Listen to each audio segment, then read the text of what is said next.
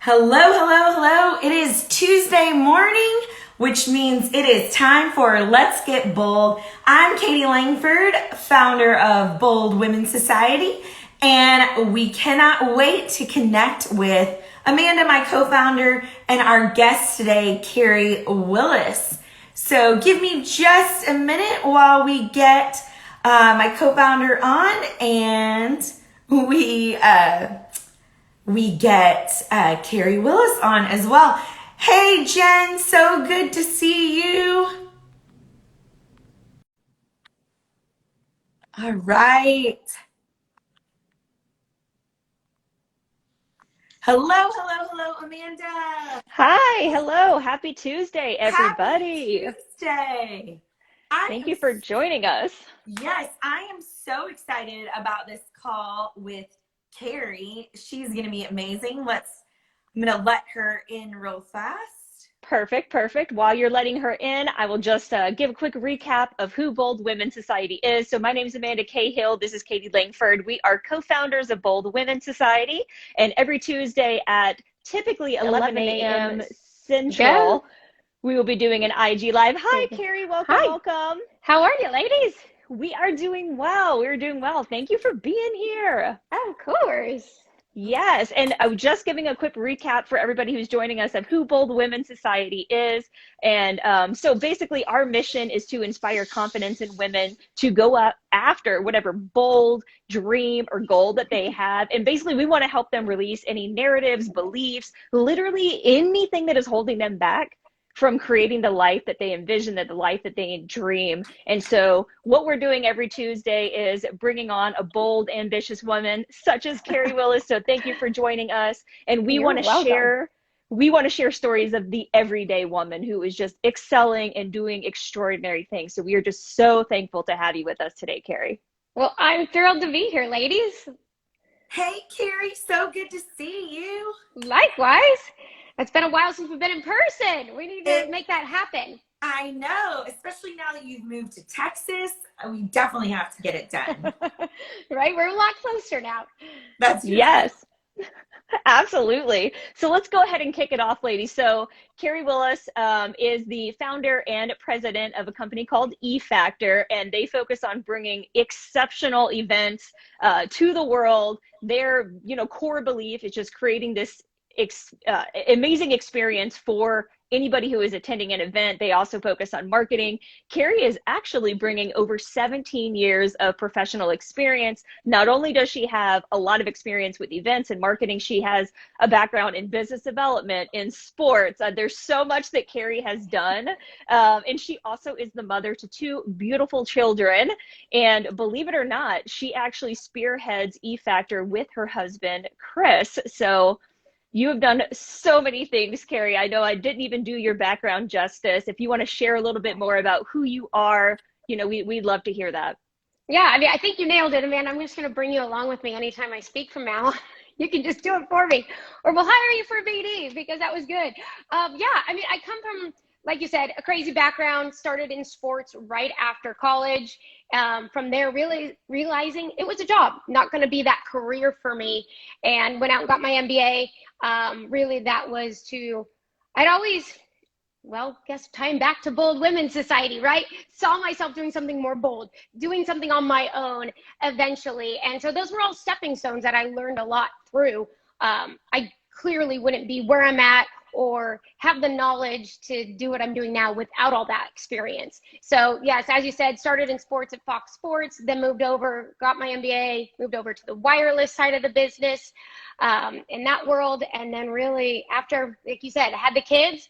After my first daughter, it was like, I've got to do this. And it was my husband, as you said, that I work with that pushed me to say, go do it. Go do it. Take the jump. And that's when we started eFactor. And now next year, and it will be 10 years, which is crazy to me. It's a big one for me because as women in business, as you would know, I've done all the research on the numbers of how little percentage of female-owned businesses make it to the 10-year mark. Wow. So it's just been a big one for me. So I'm excited for next May. But that's kind of where we're at now, and you did plenty justice with it before that, Amanda.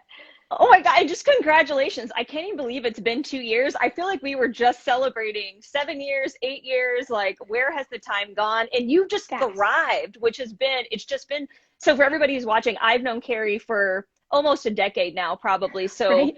pretty early on in her kicking E Factor off and just watching the growth and how you have taken this company forward and starting from just you and Chris, and now you have a team, and you first started in LA and now you're over the entire United States. You guys are traveling coast to coast to do events. It's insane to see the growth that has happened. Yeah, no doubt. And we've got some stuff I can't talk about that's happening internationally, which is exciting. So yeah, it's one of those, it's a pinch me that it's good sometimes to sit here and talk about it with you guys, because when you're in the moment and you're doing the work on a daily basis, you don't really take time sometimes to realize, oh wait, we have done this, right? You're more, and as an entrepreneur, I'm constantly like, how do we get better? What are we not doing that we need to be doing, right? And oftentimes we don't take the time to sit there and go, oh yeah, that's actually really cool. Wait, we've done this, because you get caught up in the day to day and constantly wanting to do more and extend to the next level. So thank you. It's fun to actually talk about that. Kari, I want to ask you, because I know that you made this leap. I know that your husband was super supportive and encouraged you. But at the end of the day, we know that we as women have got to find our own confidence when we take those leaps. So I would love to hear, like, where did that come from? And how have you been able to, like, really maintain or build your confidence getting from, year 0 to almost year 10? Yeah, that's a great question, because it does. I mean, it's a good point to bring up confidence. It takes a lot of confidence to start your own business. I would say for me, starting it all goes back to my childhood and performing in theater, right? And being on a stage to thousands of people. And that's, I think, if I had to attribute something to the confidence, it was that, right? You had to go into a room and you had to own it at those auditions and things. And then performing live on stages creates a lot of confidence. Now, does that translate right into starting a business? Absolutely not. That one, I would say, at that exact moment, I would tell you my confidence level was actually really low when I started the business, because I was scared out of my mind, right? How am I going to pay my mortgage? Are we going to have food on the table for our child? Like, how are we going to do this? This is not a steady paycheck. I don't know what's coming in.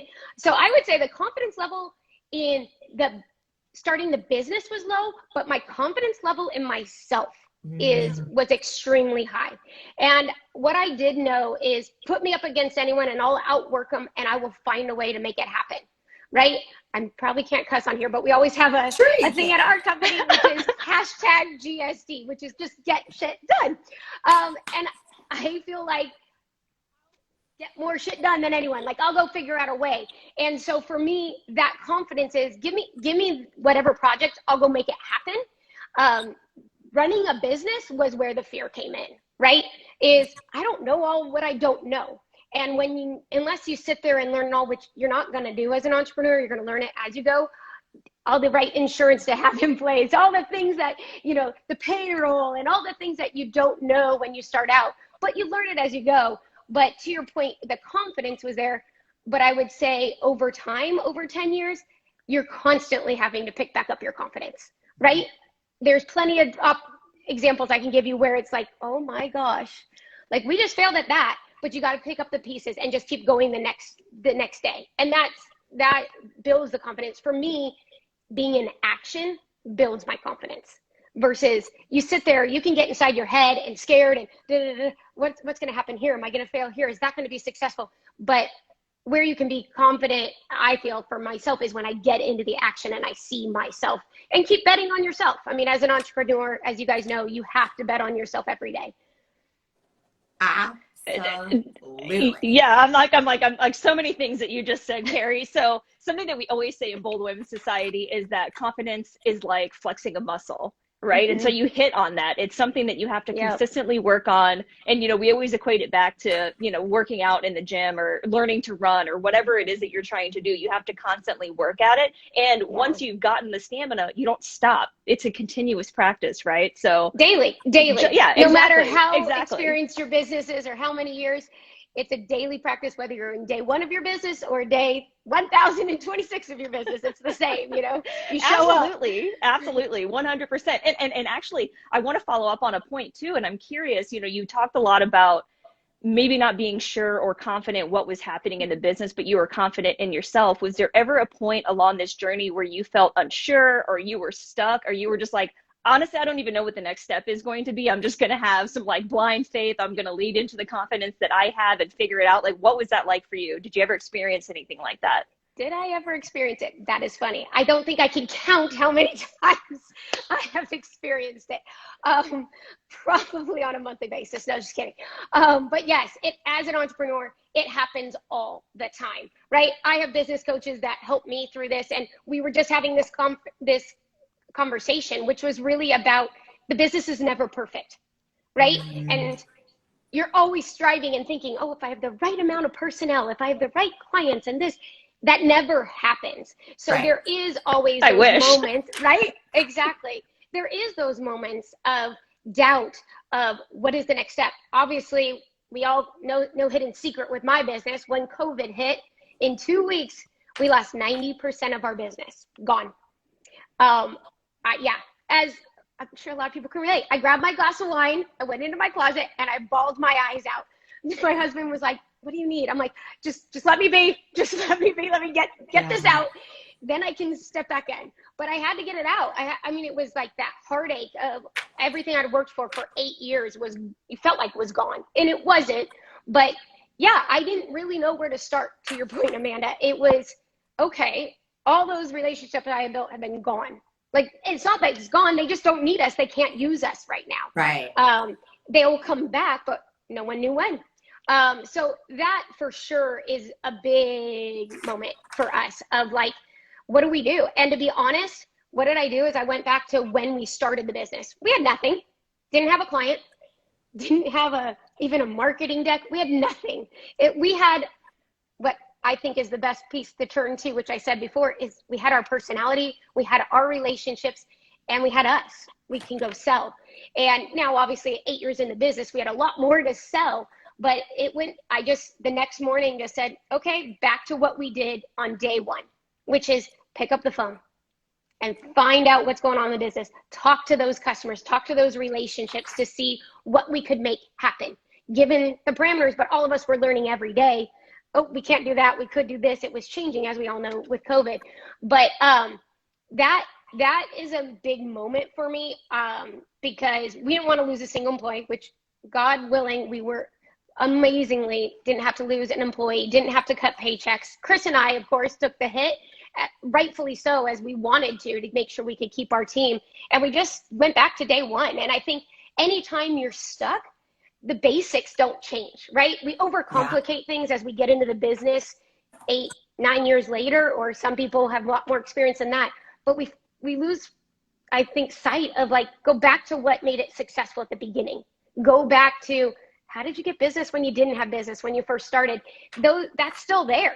And those relationships of people that we had built over time that had never needed our business, all of a sudden needed us, right? And it's just, I think when you get those moments, which happen all the time, is taking that step back, going, what has worked in the past? And like, keep repeating it, right? You hear a lot of people say that, like, whatever works, don't try and keep changing it.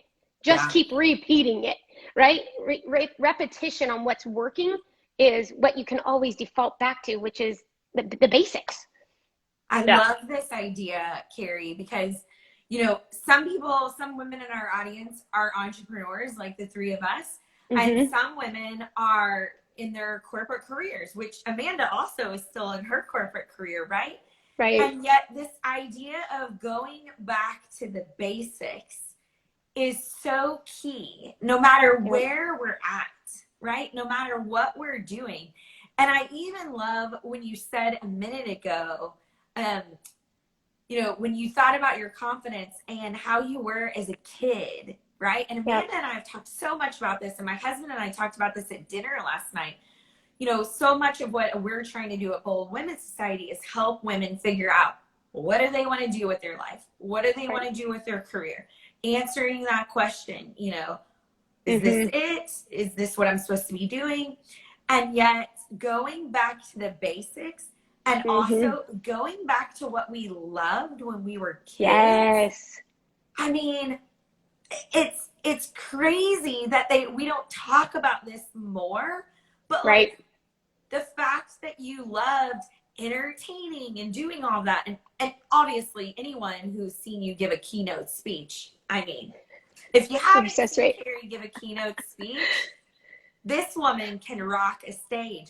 And it's so funny Thank that you. like that also was something that you did as a kid. Yeah, and I think you bring up a great point. It's pulling on those experiences, right? Yes. I mean, it's funny you bring this up because my business coach and I, sorry, my chair is like rolling away from you guys, is we were just talking about how running a company is just the same as putting on a musical, because that's what I used as a kid. I did musical theater, and we were able to do this whole analogy on a call, and I'm like, oh, that makes so much sense for me now, right? So it's taking the principles that we learned or the things that we love. I mean, that's a great point, is for bold women, like as we've talked about before, who are sitting in that corporate job and want to get out. What do you love, right? Like, it's so funny how many times, and every time we do an event, people are like, God, that's a lot of work. You must really love it. I'm like, oh, I do. Like, it's something about the crazy. I love it, right? I love seeing the craziness and coming in and making it pretty, or have the craziness happening below the scenes and everything's calm and cool collected at the top.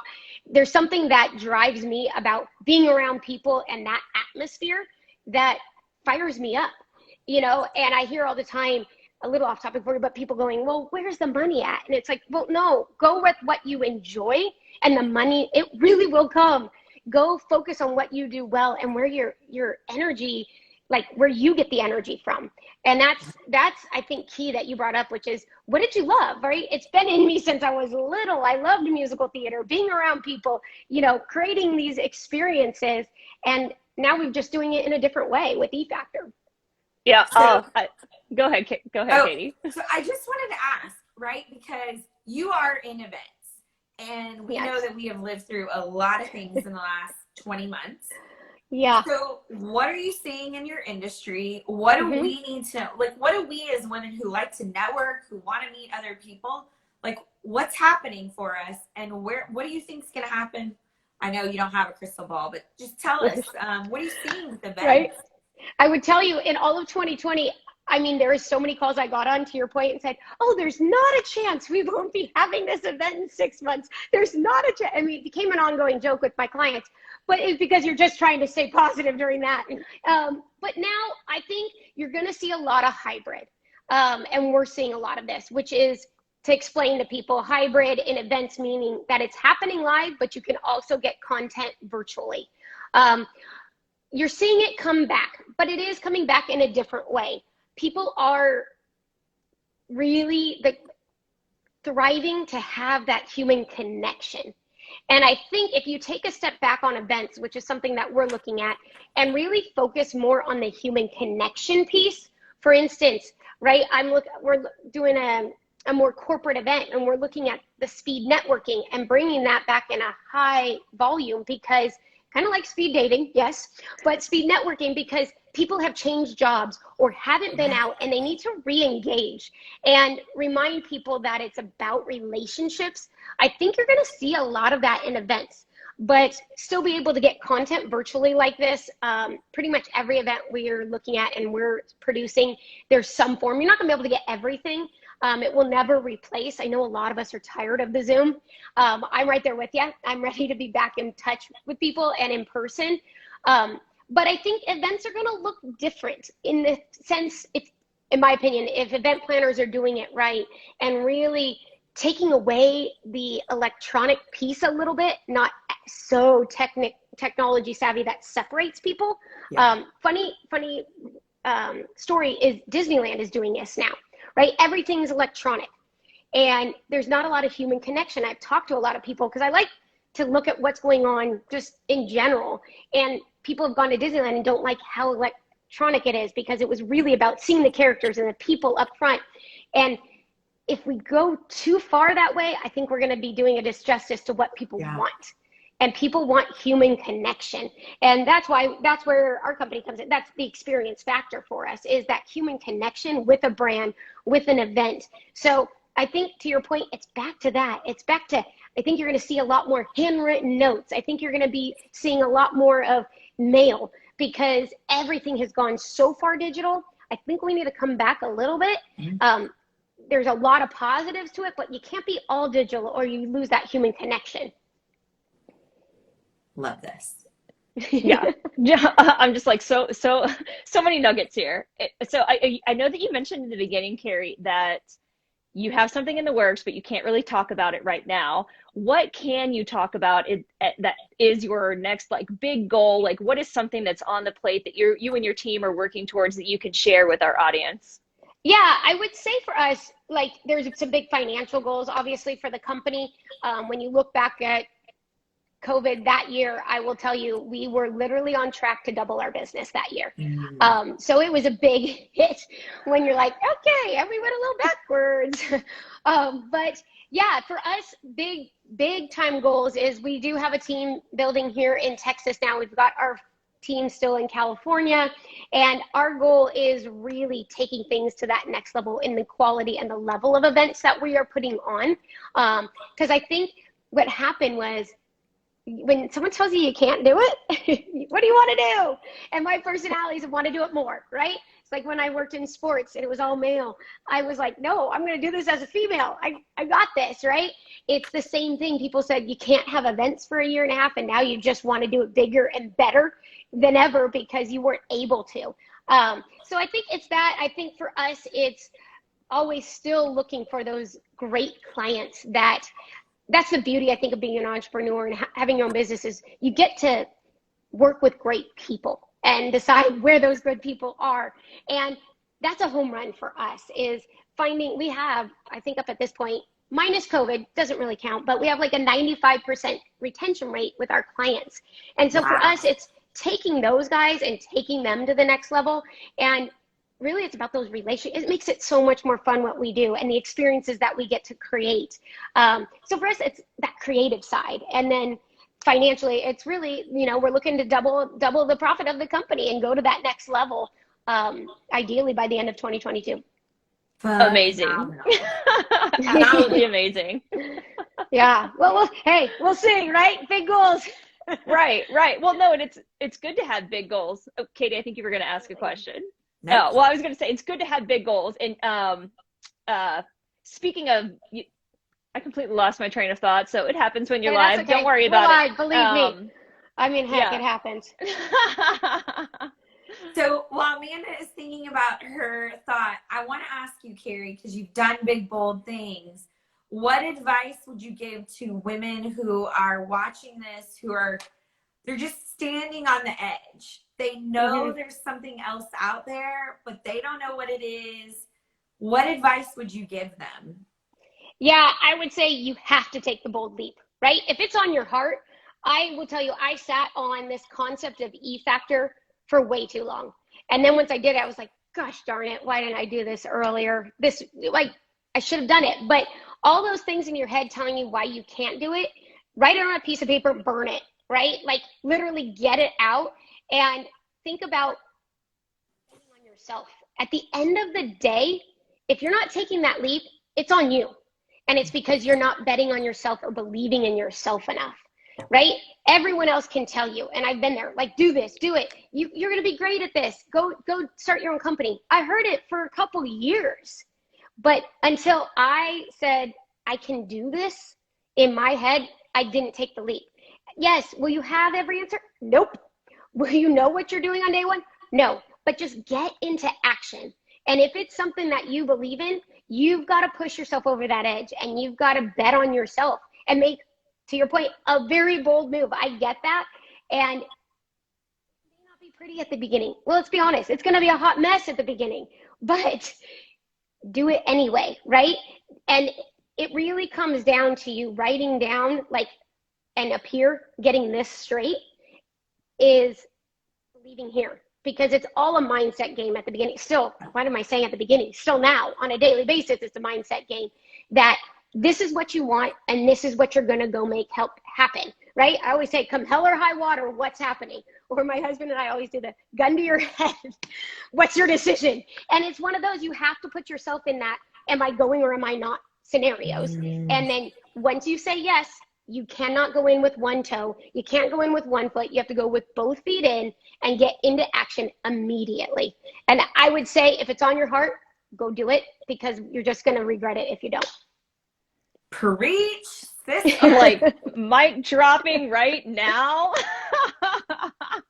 A little passionate about it, just a little. No, we need that. You know, one of the things that we always say is like, we as women have big, bold stuff to do in this world.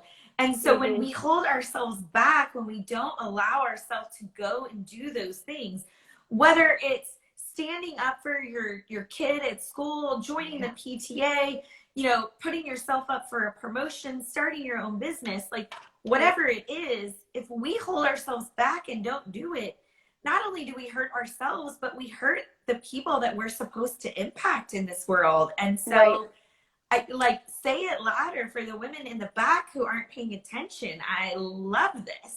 Yeah. And you've got a gift, but if you just sit back, no one gets to enjoy your gift, right? And all of us, it's something different. And if you don't go take that step forward, just think through all those people that are missing out, right? I look back at almost 10 years now of business, of experiences and companies that we've been able to help, or things that we've been created for people to enjoy, and it wouldn't have been there. So it's like every person, it's different. And don't compare yourself. I mean, we could go off, that's a whole nother topic on social media and comparing yourself, but believe in what you have, right? You have that gift. It's on your heart to go do. If it's a promotion, go in there and stand up for yourself and ask for it. Oftentimes, from my corporate experience, they're never going to come to you and say, oh, here you go. Here's a nice, beautiful platter of your promotion and more money. If only it was that easy. No.